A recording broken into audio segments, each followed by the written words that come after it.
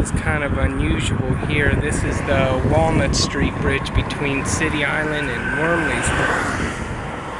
It's a steel truss bridge. But as you can see, there's something wrong with it.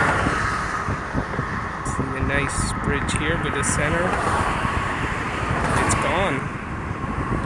This was built in the 1800s and closed to traffic in '72 and was used by pedestrians only until the blizzard of 1996 caused an ice buildup which destroyed its intersections, as you can see. So this was built in the 1800s for cars and then was switched to pedestrians, well, only pedestrians in '72 after Agnes. Blizzard of '96 did this. That's the force of nature. Again, this is the Susquehanna River between City Island and Wormleysburg, and the sad remains of the Walnut Street Bridge.